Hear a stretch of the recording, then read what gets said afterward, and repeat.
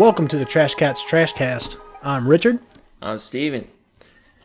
Today is, fuck. Welcome to the Trashcats Trashcast. I'm Richard. I'm Steven.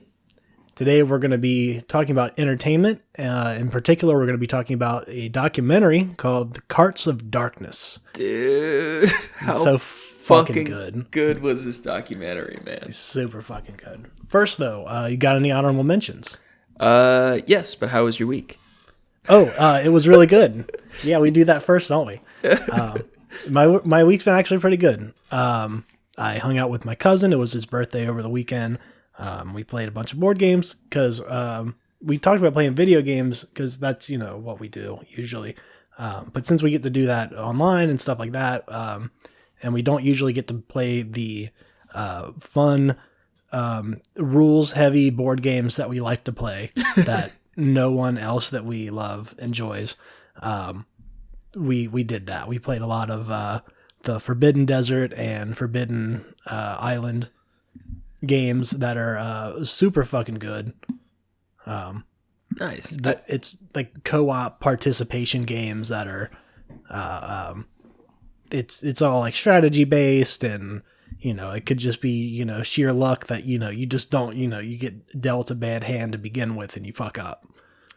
That's fun though. Yeah. Definitely shout outs to Keith. Happy birthday. Keithifer. Happy birthday, Keith. How was your week? To be honest, mine's been a mixed bag. Today I've been feeling kind of shitty. And then Sarah's, I think she's coming down with something again. Fucking ew. Yeah, we're just a little stressed out about COVID shit. Hoping it's just a cold, but it's weird. I think when, we've talked in the past, when you I tie so much of my self-worth into the things I'm creating, which is a double-edged sword. And I've still been working on a lot of stuff, but I haven't had as many things finished this last week. And I don't know, just it's kind of not great when that ties into your self-worth kind of stuff. But, it can sometimes make for better product because you care more about it and you put your heart into it. But when you can't hold yourself to the same standard all the time, it hurts your ego a lot more. Definitely. And it's just been the last couple of days, but overall still doing all right. Just trying to be productive and push through. I'm excited to talk about this documentary though. I had a blast watching this. Fuck yeah. I on the sickness thing, I was going to say, on Monday, I was my nose constantly running. I'm sitting there, I blow my nose and try to get all the shit out and then just keep chugging more shit. So I keep, I keep blowing my nose and trying to get rid of all the shit. And I'm like, fuck, am I going to be sick? Because even if it's like you said, it's COVID shit. So it's if I gotta, even if it's just a cold or something, because I go to work with all these people, it's I have to go get tested now because I can't just go to work with symptoms and expect everything's going to be okay. Even though my industry has taught me that, unless you're dead or on your way to the hospital, you have to show up. Right. At least do what you can and then go home. Let someone else send you home. Yeah. Which is fucked up, but it's just stressful because every time you don't feel your best, you're like, fuck, is this, and it's it's always nothing, but you never know. Right. Yeah. But, what about, honorable mentions? Honorable mentions. You got them. I don't. All right. I gotcha. So this week, cool art I've come across. I'm sending you them now. We're featuring these two paintings that are some of my favorite styles. It's the classical but depressive, dark, beautiful landscapes. So the first one is clearly a photograph. Oh. Are you? Which one are you looking at? The bunnies or no bunnies? No, the trees. Okay, so the It's trees. fucking beautiful. That piece is called The Winter, painted by Valentin Ruths, Ruths, Ruths. And that is from 1881, and goddamn, it is just beautiful winter fall scenery. Like, I definitely would have believed someone if they told me this was a photo. yeah, I could see that too. It's like so fucking bleak black metal. Like, I used to think landscapes were so fucking lame, and then like when I like really got into it, there's just so many absolute masterpieces throughout history that are just some of my favorites. The fucking contrast in the trees is the only thing that would led me to believe that it was not a still photo taken. But then I thought, oh, someone can, you can fuck with those levels and shit. Mm-hmm. But it's really impressive in the color spectrum used. It's fucking gorgeous. Yeah. Is that a coffin? I think it's the top of a building, like a little outpost or shed of some sort. Oh, on the ground? I do think those are coffins. It's like a grave or some sort of ruins. Yeah, it's coffin shaped. Yeah. Coffin shaped friend. So yeah, this dude, Valentin, he was a German landscape painter and lithographer from Germany. Also, there's in the near, almost at the bottom on the left hand side, there's this little cabin or house, and there's like a little speck of light where you can see like they have like whether it's like the window, like the light from inside, or like a lamp of some sort. It's like that didn't need to be added. That didn't need to be there. It would have looked great without it. But it's those little tiny things. That little fucking detail. Every time. So the next one is one it's almost childish, but I fucking love it. It's dark but playful. Mm-hmm. And this piece is by Gustave Doré. And he's a French artist, printmaker, sculptor, illustrator, and he does a lot of engraving. And I believe this is lithography of some sort, or a print.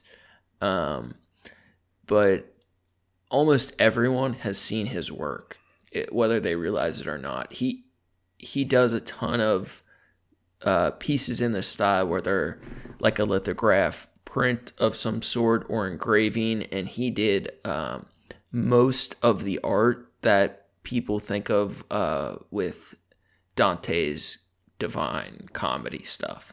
Okay. So a lot of those imageries of hell, or like the angels falling, like a lot of those old pieces, he was like the dude. And this is doesn't quite look like his other stuff because it's so playful. It's called what is it called? Rabbits Head into the Forest by Gustave Doré. No mention of the homeboy over here on the right. Yeah, creeping. Just creeping. It's this beautiful gray tone scene of all these rabbits. It feels like hundreds of them looking into the woods as the moon rises above them. I don't know. I can't tell if it's. I assume it's part of the image, the way it's printed.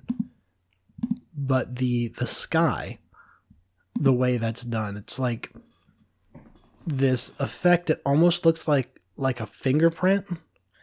Yeah, or like brick or something. And that's like one of those telltale signs of this type of print. Okay, because it's like it's like straight across the top, and then it like bends in. Yeah, it's very fucking cool. For me, this one was one of those, like, it's still depressive and dark, but it's still lighthearted and it's fun. It's a fun one for me. Like, I love his other, like, hell scenes and stuff, but this just, it's kind of it's magical. playful. It's got a nice energy to it. It's definitely a little dark, but it's it's a fun dark. Definitely.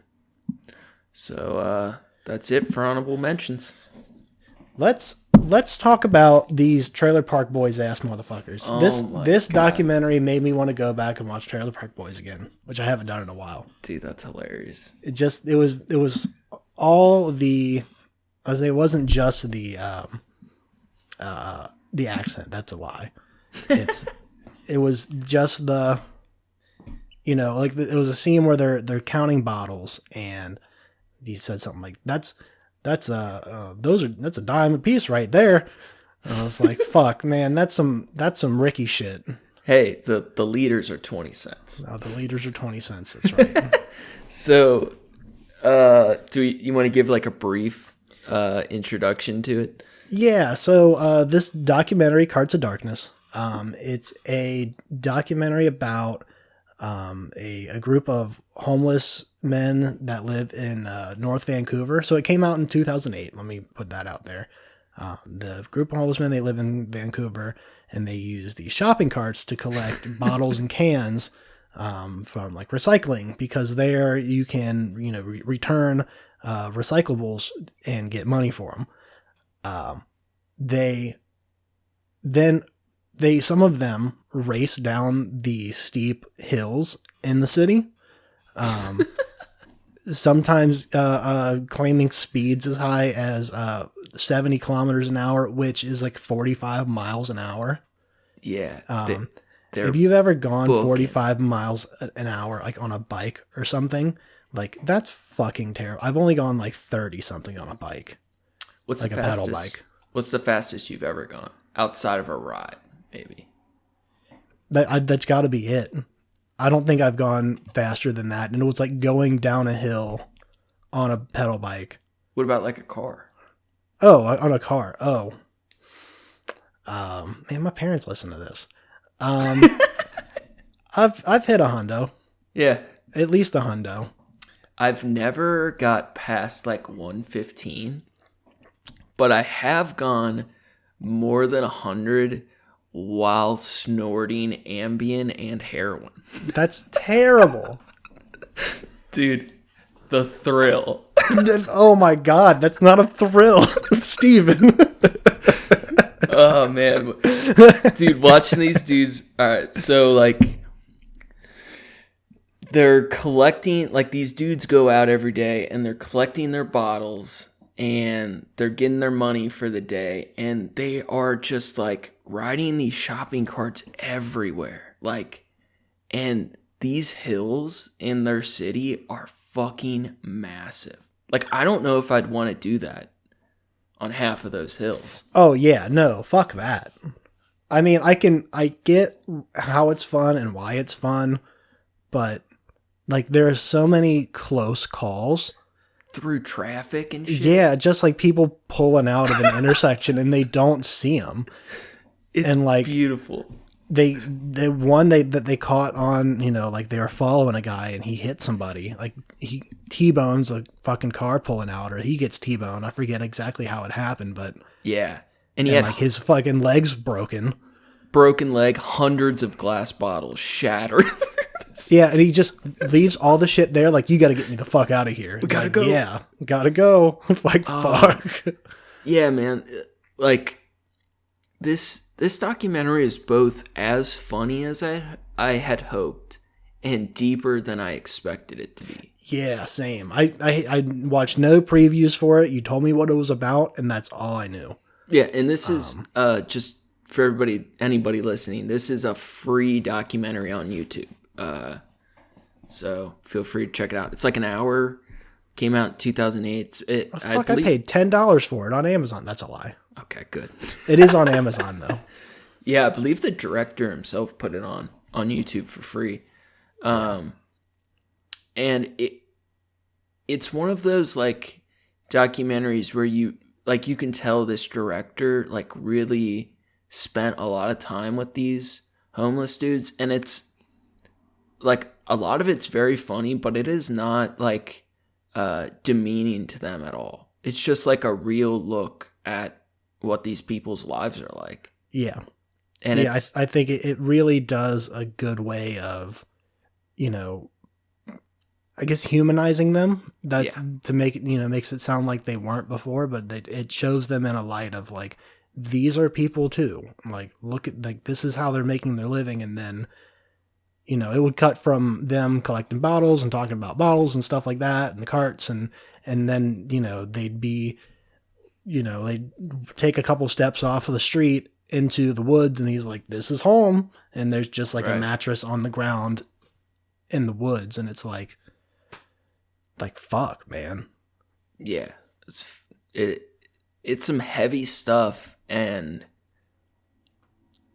what I love about it is the guys are like so lighthearted and free. Not all of them, like, and there's a ton of like real poverty and mental illness, but a lot of these dudes are doing it because this lifestyle offers them freedom, and they love doing it, Right. and I did find that to be pretty cool. so exhilarating. Like watching them, like, oh man, the dude gets, one of the dudes, Al, he goes to jail for 10 months, and the first thing he does is he risks going back to jail just to bomb this hill in this cart. And it's like, you could tell he was just ecstatic, and it was, oh man, it gave me chills, bro. Like I wanted to go with him, And yeah, that's I think about it all the time, like even like skateboarding videos and stuff. Like one person's doing it, but someone else is the cameraman's doing it also, and they're filming it. Yeah, and I'm really excited to talk about this director too, because that was such a big part of it. Dude was really cool. But I was gonna say, like, man, so many of these dudes, like, part of this documentary did make me legitimately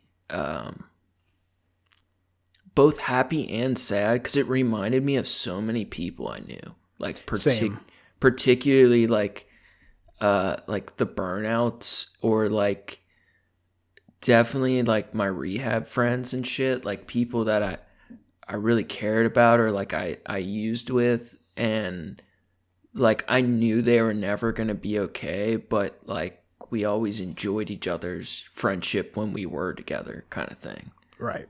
And it's like, oh man, sometimes you wish you could help people more. And it's like, I think this documentary did a really good job showing of how, like, sometimes you just have to let people be free to make their own decisions, good or bad. Yeah. And even on that exact level, there's the one guy that Al decides he's gonna, quit drinking. And he's like, he's talking to the other guy about doing it too, because he's worried about him. Yeah. And he's like, I'm just gonna start. I'm just not gonna drink today, and then see how it goes, and then I'm probably not gonna drink tomorrow, and then just day at a time. And that's the best way to look at it, I think. Yeah. Especially if if it's a part of your daily routine, that like it's a big deal that like you didn't have a drink that day. Yeah, because any of these dudes collecting bottles, for whatever reason it is, and it's not like they're all addicts or drunks, but if you're collecting bottles to survive, you're clearly not in a great place. There are there was one dude in particular who really was just an artist and like a weirdo. Yeah. And he didn't need much money to live because he had his trailer, and it allowed him to be free. And there's always people that will be kind of an exception, but still, I don't think any of those dudes are doing great. Right. But it's not always just drugs or alcohol. What? Yeah. I feel like the idea that, and also if they, even if they were an alcoholic beforehand, then they were trying to quit, like, you're around bottles all day. you go to the beer, in Canada, you go to, the beer store to return bottles, and they might have other places, but most of the time that's where they go. And like, that's where they sell beer. You either get beer from the beer store or from the liquor control board. And like, there's not like there might be different, what's it called? Provinces in Canada where you can just go to the grocery store and get liquor, or get alcohol. But at least I know that's true in Toronto, and I think the same's true in Vancouver. Mm-hmm. So like, they're around it all the time. And when you live like, when you're living like that with like not much of anything, it's like, boy, that would make me want to drink. Yeah. You can't be mad at them for it. It makes sense. They're living with as little as possible. Right. So like, you can see where it would be, and you can get a $10 or $12 bottle of, the Goof. It's just fucking fortified wine. It's 20% alcohol. It'll knock you right the fuck out. All you need is sunshine and a bottle of Goof. That's right. Oh man. Yeah, I want to talk about some of that a little more. I kind of wanted to, if you're cool with it, starting at the beginning a little bit. Yeah. So, because I think this is important to the story, it kind of had this whole side plot. So, this documentary was directed by, what is his name? Murray. I think it's Sipple. It's either Sipple or Sipple. Yeah. So this dude he was a snowboarder. Before this documentary, he was a snowboarder. And then at some point, he was in a car accident that destroyed his legs to some extent. And he's in a wheelchair, right? Yeah. So he's in a wheelchair, and he decides he wants to make this documentary of the homeless dudes in Vancouver. And throughout the film, we see him really befriend these dudes and like support them. And what was so interesting is I think he was so drawn to this community because they were able to hit these high speeds and feel free. Yeah. And he mentions that it's like he feels more at home with them than he has with anyone in a long time, since he hasn't been able to do, skateboard or snowboard or, do the extreme sport shit. Yeah. So he feels an immediate connection with them just being real, but they're just like walking around and like talking about shopping carts and stuff. And he's fucking all for it. He's, they talk about his, he talks about trust a lot. Yeah. And like how they just let him in and, they're just accepting and, he doesn't want to betray that trust. That was his other big thing, is like, he doesn't want to, fuck with them about it. He just wants to, be around and be with them and, talk about him and learn and shit. Right. Without, exploiting them. I really connected to what you said there, like that he felt like I feel more at home around those kind of people than I do a lot of other people, Mm-hmm. I don't know. It's often true that the people that have less, give more. Yeah. They're more willing to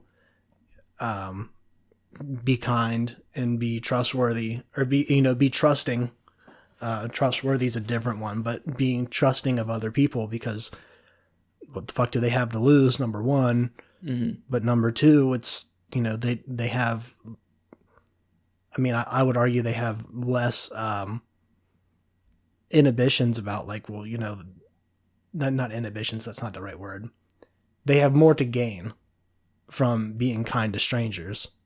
I think it's also an empathy thing. Like, when you know what it feels like to be down and out, it's so much. Yeah, absolutely. You feel for other people more, for sure. Yeah. Yes, absolutely. Man, I know like the times I've been down and out, I found people were more giving to me than like any other time. You know what I mean? Like, and if you've been there before, you're able to see it in others, and there's something like magnetic about that, you know? Yeah. I feel I'm very thankful and appreciative. I've always had a roof over my head. I never really had to worry about food. I've always had a job or something, that I'll be all right.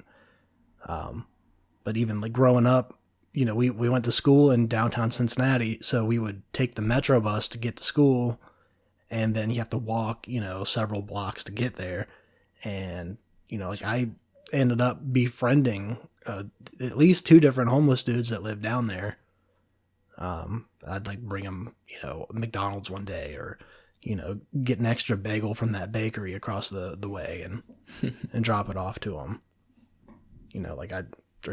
Money if I had it, but then that one guy got in a fight with somebody else because I gave him money. Yeah. And then some other guy was like, "You're taking money from kids, you fucking asshole," and this shit. And it's like, oh, okay. That starts to get vastly more complicated. Yeah, it's like, that's when I was like, okay, I'm just going to bring you some fucking food, dude. But yeah, I feel like it's just like you said, it's a more, it's the empathy. What if you don't gain anything from shitting on somebody because you know what it's like and you've been there and you're there, even in, like I said, I've never had to worry about, matters like that, but even in your darkest times, it's humbling. Definitely. There's been like there's one YouTuber in particular, but you hear people have similar thought processes. But I was listening to this dude, and like I found one of his earlier videos where he had that whole philosophy of like, you don't give shit to homeless people because they're not going to want to work or earn it themselves. And that get fucked. Dude, man. But that's like the whole like Republican deal, man. Like, I don't understand. Like, there's both inside politics and just in the world in general, there's so much lack of empathy to people that are struggling. Like, these dudes, like, might have been really fucked up in a lot of ways, but like, they're just people trying their best. Yeah. The more they get put down, the worse it's going to get. If there's no one there that's like trying to give them a hand, of course it's going to continue to get worse.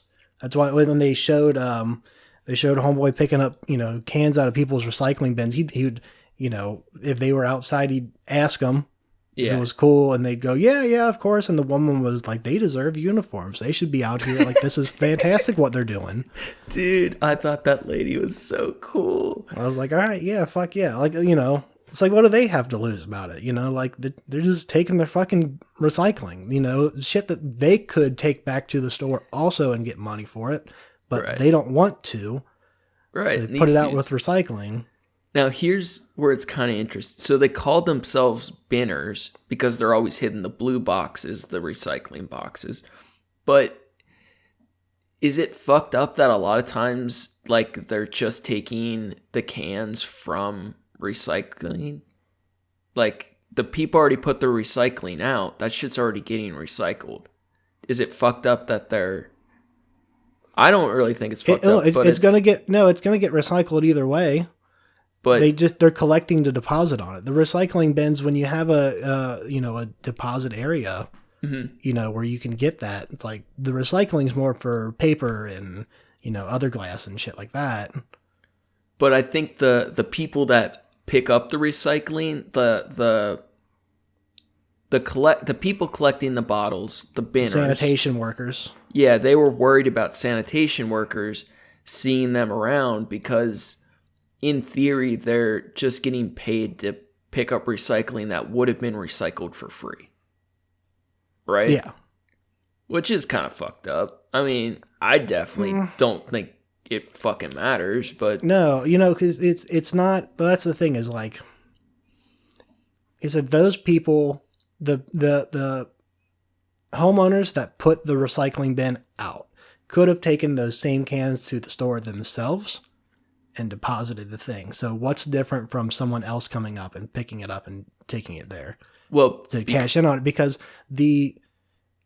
at least from my understanding is all that shit that when the sanitation workers pick it up, they put it into a thing, it's going to get smashed and then deposited, to a recycling center afterward. But in theory, that means the city has to pay for these dudes to cash in the recycling, whereas it would have been free if those residents were just doing it weekly. You know what I mean? Like, they don't have to pay the residents for it. I don't see the I don't either. I don't see the value lost being big enough that it's a problem. I know. Agree. I see where you're coming from. Yeah, I don't think it's. I'm sure people argue that because you're then paying for this community. You're letting this community exist. Yeah. In a sense. Yeah. Which I don't think is bad, but no, I'm exactly. Sure it's an opportunity for people that don't have anything to at least sustain themselves, and say survive on the smallest, scale possible. But yeah, it's not the job they deserve, but it's a job that they can be their own boss and create income for themselves. Yeah. And think of, like they had the one guy that was going around picking up like water bottles and stuff out of the trash and like stuff that otherwise wasn't getting, right. That's not going to get recycled anyways because someone put it in the trash or they littered it. Right. Like there's that too, that's, so I think it's, if anything, it's more of a positive than it is for a benefit in any community. Right. There are people around here that do that actually. That, that don't even, definitely don't look like they're homeless at all. There's one guy in the neighborhood I used to live in that would ride down the street on his bike, and he had a couple bags on the back and a bin in the front, and he'd go through people's cans and just, whatever he could find. Well, that's the thing is we should be incentivizing recycling more like Canada. Like, oh yeah, absolutely. There's a reason it's worthwhile for other cities or countries to do this, and why people on the margins of society can sometimes survive doing this. And right. We don't value that enough in a lot of places. One of the lines I really liked was the dude saying, "This is my sport, and I'm just making money doing my sport." Like, he thought of it as an extreme sport, and he didn't mind being homeless as long as he could do his sport, and he was getting paid to do it. Yeah, exactly. I mean, if you guys watch this and you see the hills they're bombing down, it is an extreme sport. It's like San Francisco, like, kind of hills. It's steep and like curving. Long. Yeah, winding. Yeah, the fucking long ass hills, driveways, traffic lights, multiple intersections going through them. And there's no break. The break is, you have your one of your feet on it. You can kind of slow yourself down a little bit. Right. But when you get cranking that fast, you ain't gonna stop. They have like these different like stances they do that look like a bowling leg. Like, they'll sweep one leg to the side, and they have to get just the right cart and get, like, if they're gonna bomb a big hill for racing, they know they're gonna go through shoes really quick, and then they have to steal shoes. It's like, it really is their sport. They even like mod the carts by weighting them with rocks and shit. Yeah. Bricks and rocks, like putting 40 pounds of stone in your cart so you can hit a big hill even faster. Fuck yeah. It's just so fucking wild. Dude, of all the extreme sports, that's... I mean, we used to do, like, I couldn't balance on a skateboard to save my fucking life when I was younger. So I would, like, street luge on one. Oh, yeah. And, but we always had, like, a spotter down, the hill, or it'd be like a one-way situation where, like, you can look out and, like, look for people about to pull out and stop them. But to not have that net, Yeah. no, dude, there's no fucking way. Straight through traffic lights. And they got some close calls on videos. A couple decent injuries. There weren't as many like filmed crashes as would have been quite interesting. I don't like, you don't want to say it would be awesome if they wrecked, but I'm sure people are wrecking into cars pretty often. There weren't quite as many shots of that, but you see them do some crazy things through traffic. I mean, they can't fucking stop. Right. And on that, they're talking about, he's talking about the trust, and he didn't want to betray the trust, and he wanted to like return it to them.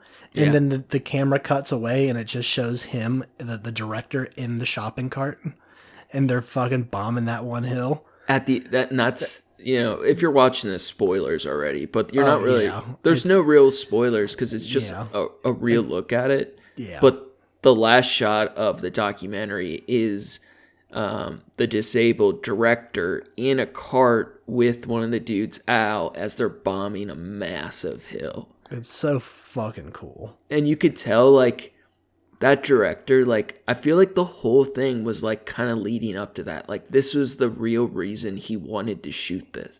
Like, not entirely. Yeah, but he for him to feel that rush, that adrenaline rush that I'm sure he couldn't from. And that, yeah. I'm sure there are some things that he could do with the wheelchair thing, but I'm sure there's a lot of restrictions on stuff that he's legally allowed to, get away with and shit like that, or, within like sports. I mean, like the stuff like that. So I don't know. And the sense of community where he's with his friend, like just, getting that speed, hitting these hills in a cart with his new friend. I don't know. To me, that last shot was so telling of the director's motivations. And I think it was fucking beautiful. That dude, Murray, is awesome. Such a cool dude. Such a ballsy film. It's so, like, down to earth and humble. And it just, that last shot, like, that made me really happy, man. Yeah. Fucking awesome movie. The other one was the, I'm sorry. I'm sure you have points. Let's go in your point order. Okay. One of the dudes, his line was, cans have greater value than diamonds. Yeah. He's like, I'd rather pick cans than diamonds because. This value stays the same. Yeah. This value is, it's predictable. You never know how the markets will fluctuate, but cans are always this amount. And it's very telling. That's an interesting, look on society too. Right. I really liked Al and Fergie. These are two of the main dudes. So Fergie, Al described him as pickled as a newt. Mm-hmm. And he was the older dude. He played guitar his whole life, but you could tell he was really falling apart. Yeah. He was the guy that really had the true alcohol addiction. And Al, as you were saying earlier, was trying to get him to quit. And it was funny because Al had no intentions of quitting drinking himself, but was pretending to quit to try to get Fergie to quit. And it's funny because Al's wearing a Budweiser shirt the whole time. Yeah, I did notice that. And they're in the woods on Fergie's mattresses, and like Fergie earlier been talking about hanging himself, and Al's trying to like get him to consider making a change and not to give up hope kind of thing. And Fergie wanted to go to rehab. And what I really liked about what he said, he's like, rehabs are so messed up, and it's not because what they're doing is bad, but you're with all these other people that have really heavy problems too. And for someone like myself, that's really depressing. I would rather be in the woods alone. Right. I don't know, man. It was such a like simple look at like not just rehabs, but like places where like society typically tells people they have to go to get better, and a lot of times those aren't great places. Right. For different reasons too, but yeah. I think that reason in particular, though, it hits on the empathy thing we were talking about. You know, when you're, the more empathetic you are, the more you can absorb other people's emotions and you feel it for yourself because you've either been there or you can at least put yourself in their shoes. And, you know, I can understand how he feels that way because it just brings you down more to be with all these other people. And, you know, like he said, you know, you hear in their stories and their, you know, their sob stories and stuff. And it's like, that's not helping me. It's making me, like you said, making me more depressed. And it's, I mean, you know, you always want to be there to, you know, it doesn't help because you want to be there to lend a hand and, you know, hear people out, but it does take a toll. Yeah, dude. For me, that's been massive. Like, I've had to do so many, like, both court-ordered and voluntary meetings where it's AA, whatever, recovery bullshit. And, like, I don't believe in any of those programs, but I do think it's important to be around other people like me kind of thing. But, like, I don't want to go to meetings because there's always people relapsing. You can get high anytime you want to, and it's like what he was saying. It really just, when it's a constant reminder and like someone tells you that's what you need to do all the time, it's just sad all the time. Right.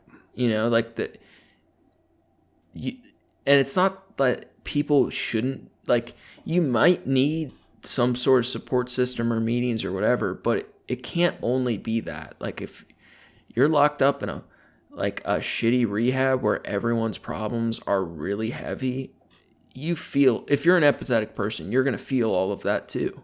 Right. And different people need different things. Yeah, I was just even listening to I was listening to the last episode about the Thuggies, and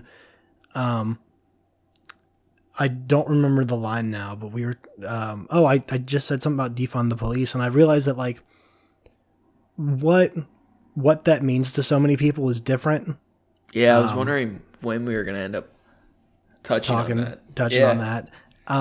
I think you're always going to need someone to deal with violent people that, you know, can cause harm to other, you know, innocent people. So there's going to be something of that effect. But it's important that those people be trained properly.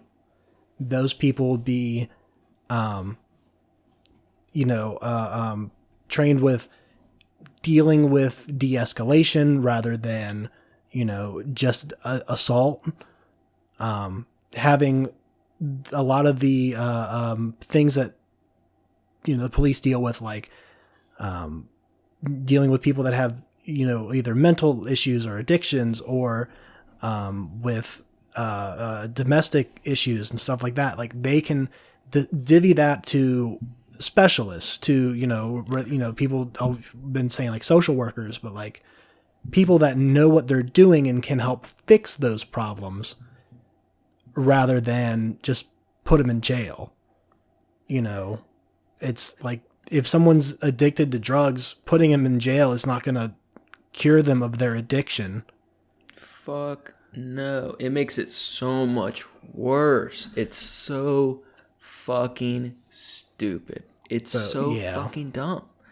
And I think there's a big push for more mental health workers instead of police, or a change in the priorities. Not so much, I don't think, where either of us are living, but there is a bigger push for that in general, because most people who say defund the police, that's what they mean, but there's this whole like co-opt on that term for it to mean other things. I mean, I fucking hate the police. Right. And I don't want police or law enforcement to exist at all, but like realistically, there as a like ideally, I don't want governments to exist, but that's not really realistic or practical. There's got to be some sort of just a system of understanding and like I don't want to say hierarchy. That's not the right word, but like, these people do these things. You can, these people will assist you with these things, and certain things should be private. Certain things should be, regulated by, your state or your country. And that makes sense because, like food grading and stuff like that. Like can you go out and buy shitty, like raw, or not shitty, but like raw milk and stuff? Like, sure, you can go to a farm and buy raw milk, but if you get sick off of it, that's your fucking fault. And now it's the farmer's fault for selling it to you, and you can sue them, and that's fucked up. So there's regulations on how you can get stuff like that. So like, that's a weird example of it, but of why there should be some kind of regulation within a system, even if it's as simple as that. But then when, sorry, I lost track on so the like defund the police thing. It's like, I look at it more of like a, restructurizing, like what the police is now is not a good system. Yeah, it's not a good system. So much of what our country is now is not a good system. It might have worked, back in the 1700s. It doesn't work anymore. There's, so many more times the population that it doesn't work anymore. It's a different world now. So yeah, and like a lot of the people that like social justice warriors and people that use the term defund the police, I do think a lot of people don't fully know what they're saying, but I also think if you look at that as a whole, when you have that many people like screaming or demanding that change, whether they know exactly what it looks like or not, I think just in the most simple way, it just means changing the priority from oppression to a form of something more loving, like right, more empathetic, to change the priority from war and oppressing people for breaking laws to how do we help people. And right. And that's a very different mindset. I don't know. It's a fucked up world, bro. Yeah. And it's all Fuck in this people. stuff. Yeah, people man. suck. In general, people suck. That's my dishonorable mention for the week is people. So what it can eat my whole ass. I really liked when Al went to jail. We never really found out what, but when he got out, one of the first things he said was, "They don't even have shopping carts in jail." It's like, my fucking dude. Some Ricky shit right there. Right before he went in, he was like, "I'm not gonna have any more good meals." And it's like, dude, what the fuck are you eating? You live behind this department store. They eat good though. Not most of the time, but like when they're grilling at the liquor store. Oh man, but breaks. But they were cooking up that Thanksgiving salmon, that brown sugar. That's right. Yeah, that looked good, man. Like, man, these motherfuckers are resourceful. That's for sure. Like, I mean, most of them are just trying to get their bottle or two for the day and food, and they're eating good sometimes, and it's probably better than jail a lot of the time. Yeah, but Al gets out of jail, and the first thing he does, we were saying earlier, he bombs that hill, and it's called Mountain Highway, and it really does look like just a highway going down the fucking mountain. Fucking massive. Like, I'm sure because I've tried to film stuff like that when I was in Colorado, like similar ideas, and it's like the scope of how steep that is. You can't get that on camera. That doesn't. It doesn't translate the same. Yeah. It's kind of like that Netflix "We Are the Champions," the cheese run. Oh God, yeah. God, that There was hill, like, so many different angles they showed that at that I was like, oh my God. Like, they start showing it at first and you're like, all right, that's okay. it's not that big like, of a deal. Fuck, that's a big ass hill. Jesus Christ. Yeah, it's those kind of hills, but long. One of my other favorite lines is Fergie's doing some guitar playing on the lake shore, and or he might have been in the woods at the time, but he said, So good. he said, "It's like Walt Disney. I had 2 pet skunks." Just fucking playing around in the pond or whatever the fuck it was. Oh my God, Jesus, that's beautiful. All you need is sunshine and a bottle of goof. Oh, it's like fucking Walt Disney. Dude, that is a beautiful sentiment to me. It really is. It's such a simple concept idea of like, just an easy thing that made him smile kind of thing. Yeah, man. Like, some of my best times in life still were like the times I'm like, my life's a mess and you got the woods and you got your drugs and you're good. Like, you're not going to be good for long. It's not going to last long, but you got at least 12, 24 hours where you're just free doing your thing. And there's something amazing about that. I mean, I feel that way every time I get home from work and I put my phone on silent. Yeah, like, oh, I got at least 8 hours. Get left the fuck alone. Not answering any calls for shit. I usually have do not disturb so that I'll still get notifications from you, either of my parents, and my coworkers, not my bosses, my coworkers. Because I like talking to them all the time. That's fine. If they need anything from me, I'm there for them. Hell yeah. But your bosses. I'm not answering that phone call after 6. Are you out of your mind? Dude, no. Why do bosses do that kind of shit? It's like if I was salary, I'd get it. Kinda. Yeah. I mean in my line of work, I would get it.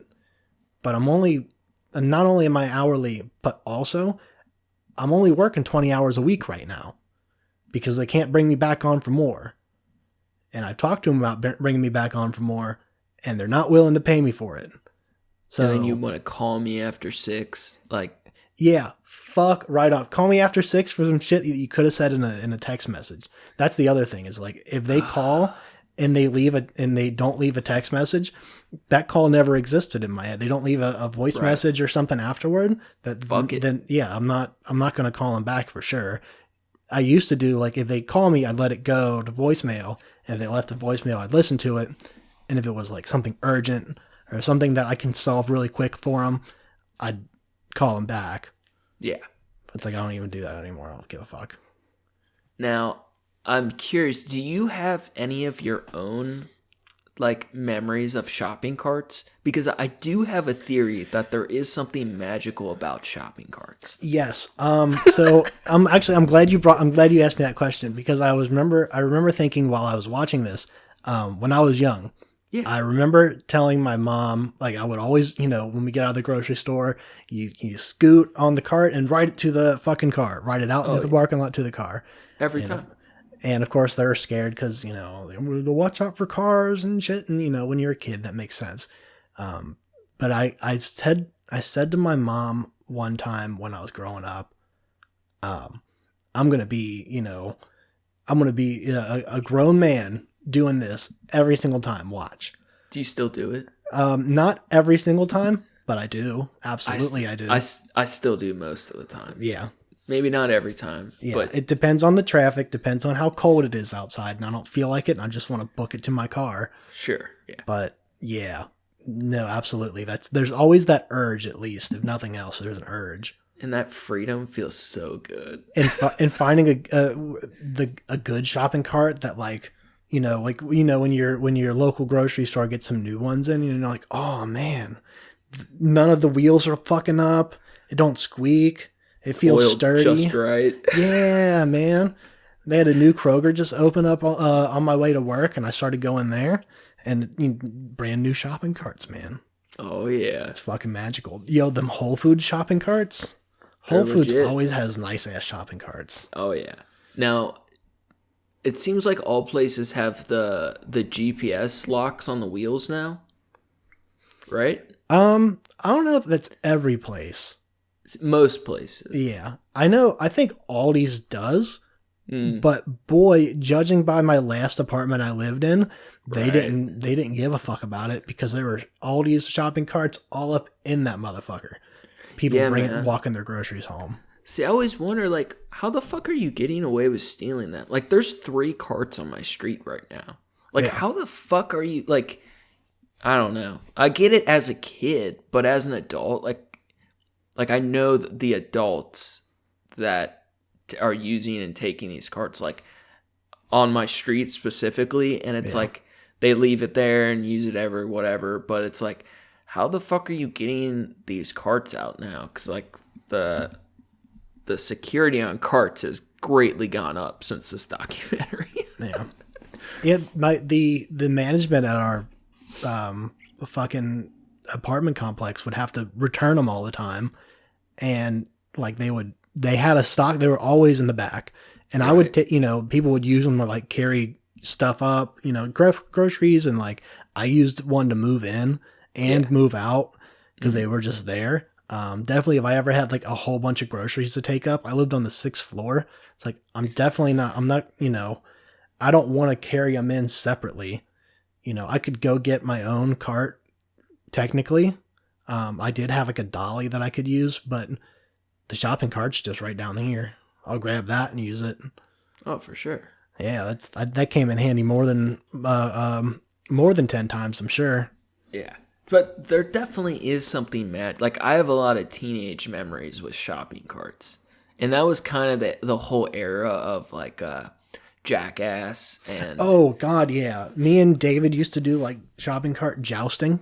Yeah, dude. That shit was the best. Or, like, taking office chairs down the hills and stuff. Like, oh, man. It brought back a lot of fun memories. We tried to make a ghetto grill one time and take the shopping cart and put it over the fire and use the shopping cart as the grates for the grill. Oh, yeah. For sure. I don't think it worked out. I think we decided against it because the flame was burning like green, and my dad told me that that's poison. Oh, yeah. So we realized there's like a coating on the cart that we had, so we didn't use it. Oh, man. We weren't that desperate. We were just doing it because it seemed like it was a good idea.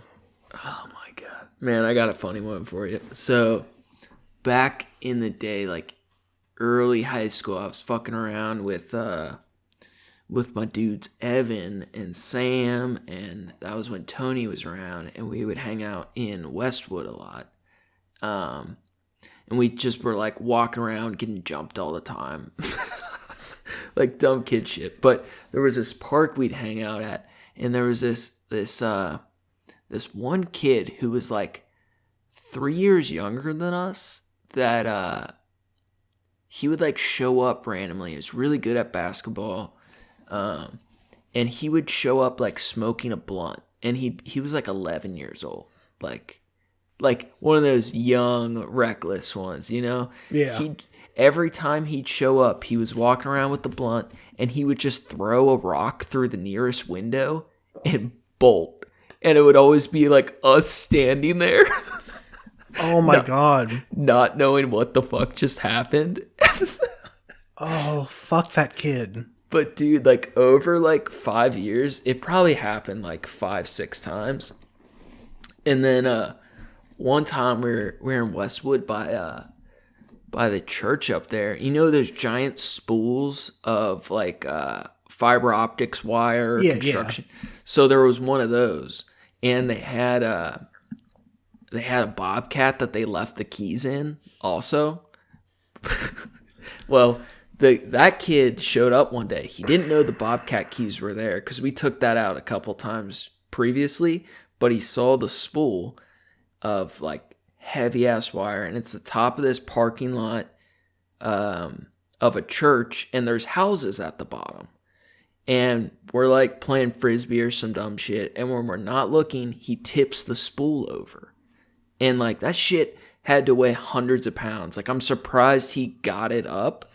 And we're sitting there throwing the disc or whatever, And we look over, and this thing is like the shopping carts, booking it down this hill. Oh, no. So heavy. Dude, it hits the side of this house, this brick house, and it went halfway into the living room of their house. Like, you could see bricks fall, and it was all indented. Like, 2 feet. Like, I've had my hand over my mouth for the last minute and a half. dude, it crumbled the side of their house. And, like, we look over, he is long fucking gone, bro. Oh, no. It was a problem. It was so funny. Hold on. Did you guys just, like, did you hang out with him? No. And then he would just show up and then commit chaos and then dip. He was kind of friends with one of our other friends. They played basketball together, but we didn't, like, really know him. Like, so did you take the heat for that? We would always run, and, like, one time we got caught for, like, a rock, and the lady ended up believing us because she was, like, super racist. But all the other times we got away. Wow. So we would just have to book it. You got off on white privilege, dog. That's exactly what it was. But like, it's funny because, like, I was telling this story like over 10 years after it happened, and I was in rehab, and one of my buddies was like, "Oh yeah?" He's like, "What'd he look like?" And I tell him what he looks like. He's like, "That's my son." Oh fuck. Like 50. Oh, like, shit, that's a twist right there. dude, his dad is the craziest motherfucker I've ever met, man. Oh my god. His nickname was, like, his name and then put him in the trunk. Like, I don't want to say his name, but it was his name, put him in the trunk, because he was known for putting so many bodies in trunk. Oh my Jesus. He just would, like, he would rip the back pockets off people. Like, No, that's fucking gangster right there. Dude. That's some bad motherfucker shit. he was a strong dude, and he Just check your pocket. Just rip that shit right off the fucking Jesus. Oh my God. That's my dude, man. I actually need to like, talk to him sometime soon. It's like, what do you even do when someone does that to you? He said he would rip their pockets off and then knock them out. Jesus. But like, he had done some real things. He was in a group that never mind, I don't want to say it too much. Yeah, but yeah. man, some funny stuff, and all that shit revolved around shopping carts. It was always hills, shopping carts, things that roll down hills. I miss that shit, man. It's like, I don't know, all these dudes in the documentary, there's something so childish about it and innocent, despite how fucked up it is. Yeah. That's the child wonderment thing of it. That struck me as well. Yeah. It's like, it's such a simple pleasure that's easy to do, but when you take it to that extreme, it does get dangerous, and yeah, not just to yourself but to other people. It makes me want to smoke cigarettes and shoot bottle rockets and roll some carts down some hills like the good old days. Yeah. Right? That's absolutely. That's a vibe. Just, yeah. As it made me, it had some serious Trailer Park Boys energy that I fucking love. I was just talking about Trailer Park Boys the other day to somebody, and there's the episode, I think it was the Christmas special where they get Ricky out of jail, like right before Christmas, and he's pissed because they're about like Christmas in jail is the best part of Christmas.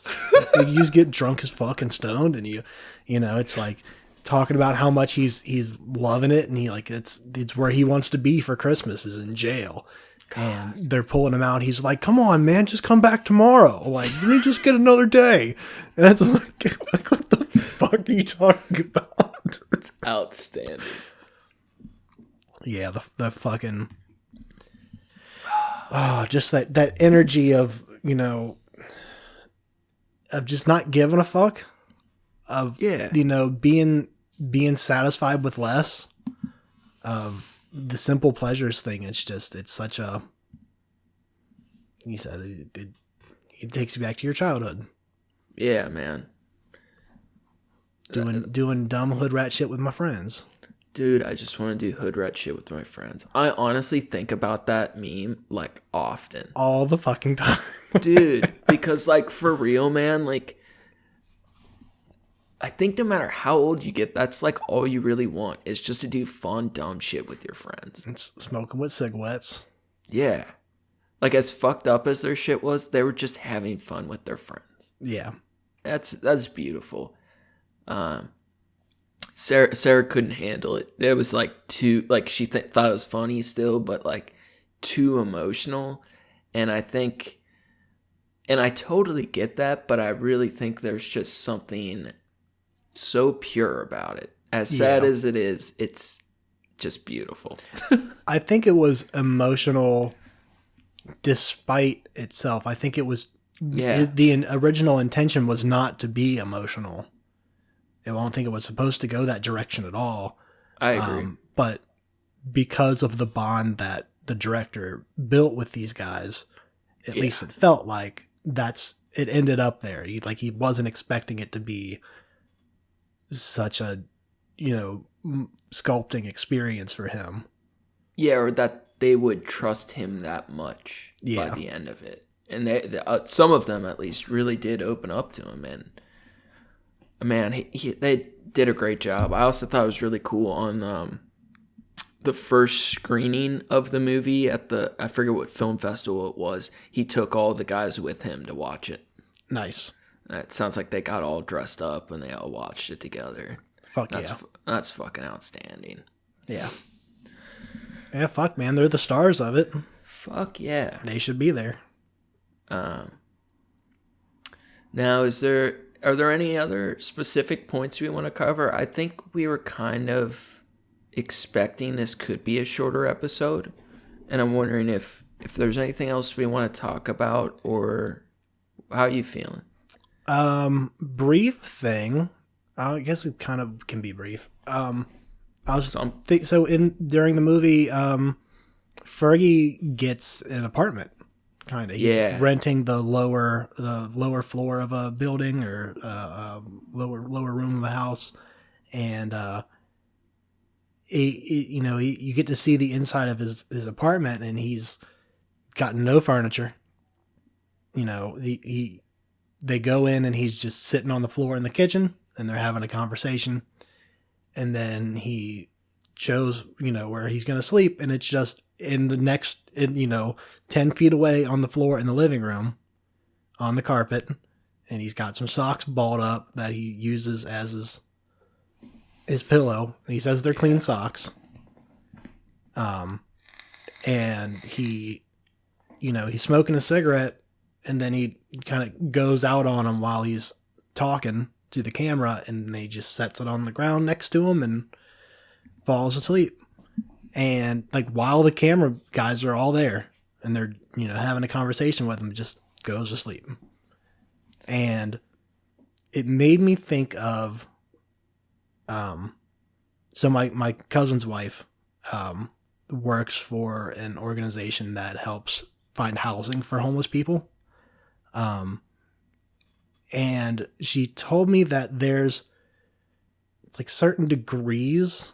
I might be fucking this up completely, but there's like certain degrees of homelessness, and it's, variable, but it's, they base it on like how long they've been homeless, and, how long they've been without work, or how long, they, depending on, their behavior and stuff like that. And it makes it harder when they've, been homeless longer, because they're just not used to being in places, and, shit can get, they don't need to worry about, taking their shoes off before they go in the house and not fucking up the carpet because they're used to living outside and shit like that. That like it changes the way that they see life and shit like that. So, I'm sure there's a whole lot more details of that, but that struck with me. That's like, he's got a roof over his head. That's all the fuck he needs. And, Dude, I thought that was wild. That was by far the hardest scene for me to watch. Oh yeah, absolutely. That was sad, but I also had to remind myself, like, as sad as it was, like, he was happy. Like, yeah, he was happy. You could still tell, like yeah, there's a lot of like misery still in him, but that was things going well, and it just reminded me of a lot of people I know, it's hard to watch somebody fucked up, and when you remember like times you were probably similar. Yeah. But I just saw a lot of myself and other people in that scene, but I was really happy for him too. As sad as it was, I was very happy for him. And the only reason he was able to even get the room was because he Social Security. There was his No, it was what was it? His disability. Disability. Yeah. Disability. Did you notice? I'm pretty sure he was wearing a Space Jam hat. Yes, he was. I noticed that awesome. too. Yeah, I thought that kicked ass. Yeah. He was jamming on that guitar wearing the Space Jam hat. The other guy, what's the name of the gentleman that lived in the trailer? Oh, he was one of the odd ones. He was the artist. Yeah, he played guitar like a motherfucker. He was good, man. He was really good. I wasn't expecting that, and then Fergie starts playing shit. I'm like, all right, dude. And like, fuck, man. The artist, dude, he had a trailer, and he was just like, I don't need that much money to survive, and he grew plants for people. Yeah. He had all these flowers and these great big gardens, and he seemed like he had it relatively figured out. Yeah. Maybe a little off, but he seemed happy and free. He is an artist. He's fucked up. Yeah. I admire it. Just a little bit, at least. Yeah. He's going to be goofy. Aren't we all? Aren't we all? And I was telling one of my buddies who I know is having a hard time, like, with jobs or, like, relationship stuff, like, as weird as you might be, there really is a lid for every pot. Yeah.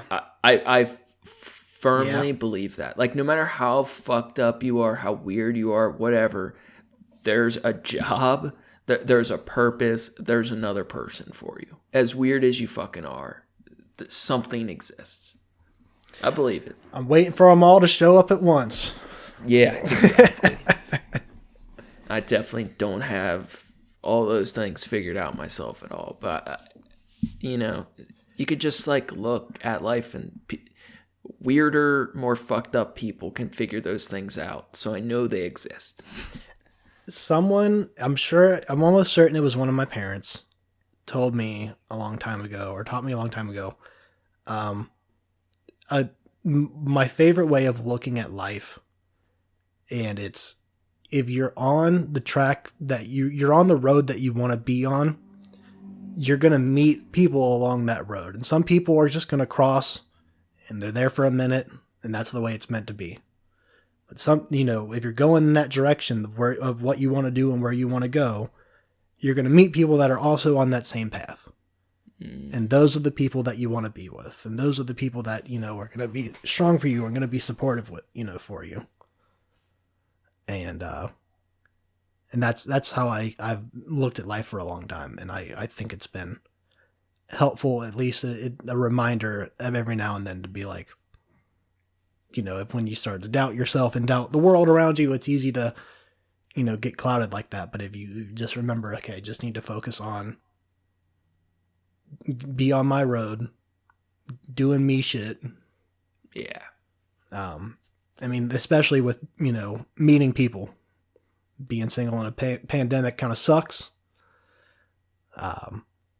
It's a terrible time for it. It's really shitty. I'll tell you that. Sorry, bro. Yeah, it's kind of a bummer. But, yeah. There's a light at the end of the tunnel. Yeah, absolutely. And that philosophy helps me out with that too. It's just, it's a reminder like, okay, I'm not upset about being single right now. I'm cool with it. I enjoy my solitude, my I can be happy by myself, which is a pride that I have that I know not a lot of other people can say.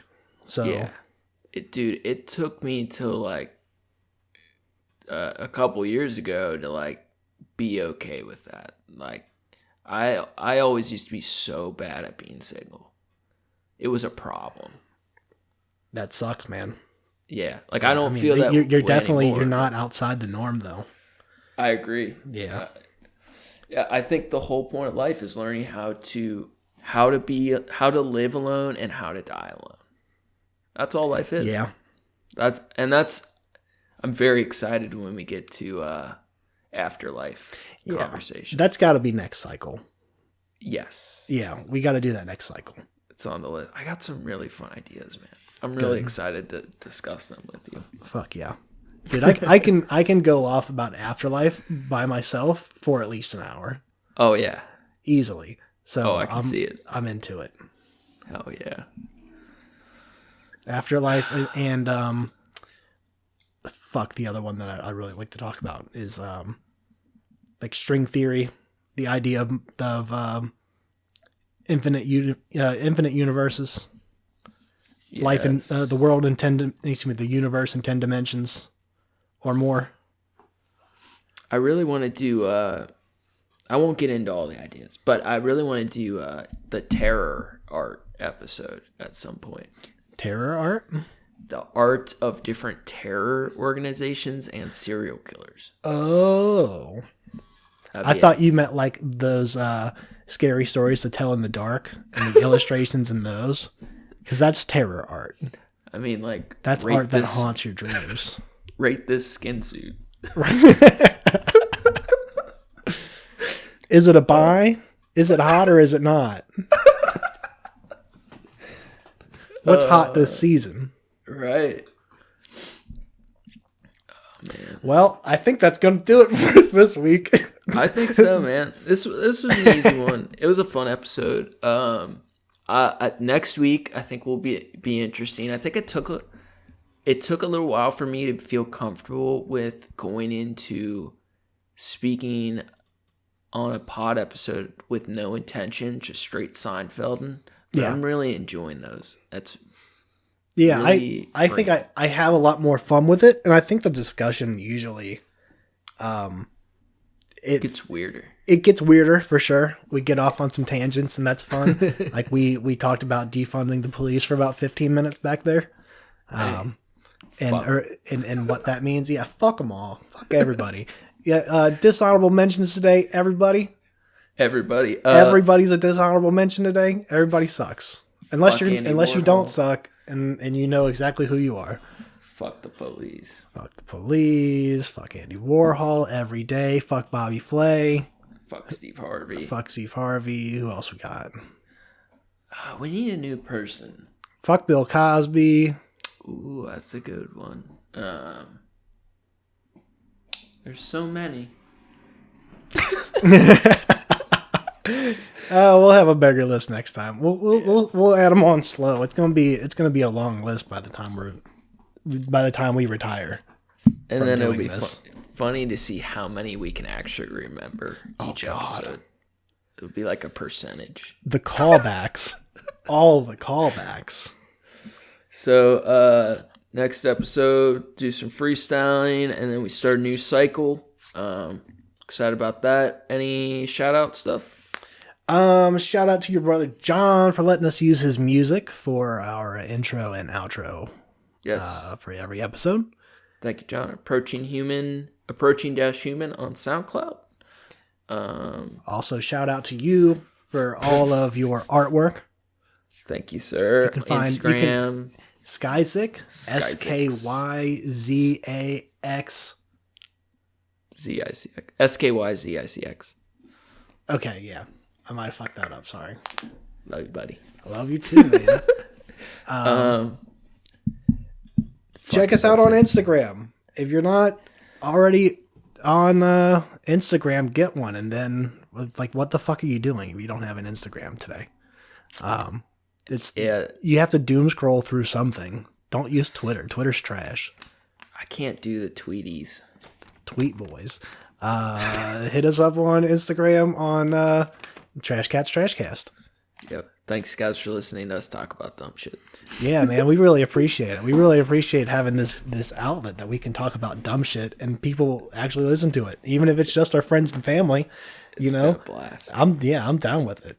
Fuck yeah. Also, you can, I don't know, do we want to give out our email address to if someone has like recommendations for what they want to hear? Yeah. We should also just put it. Maybe we should have our ad and then the email address in the Spotify. I don't know if I want to do that. Fair enough. Yeah, let's just. If they listen all the way through here, then they get to email us. What we're gonna do after this, I'll talk to you after. I have an idea. But if you want to read out the email address real quick. Yeah, it's just trashcatstrashcast@gmail.com.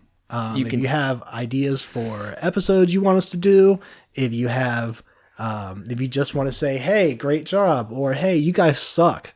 Eat trash. Yeah, eat trash. Cat. Tell us. You can tell I make Ricky read everything because I can't remember anything. I can't remember any of these things, bro. Oh, I remember that off the top of my head. I was also the one that set up the email account. But Still. yeah, Trashcast. Make sure you check your spelling before you you send the email because it is an easy one to fuck up. Yeah, do that. Get in touch. We want to know what you think. All right, audio. Go fast. Eat trash.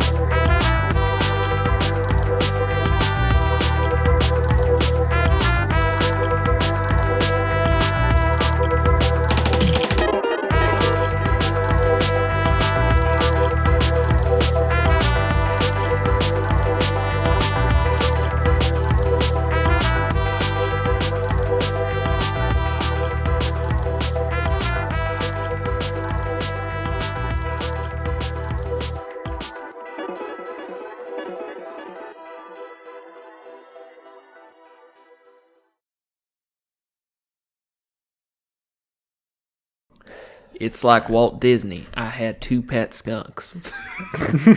Yeah, that's Jesus. He was pickled as a newt, that Fergie.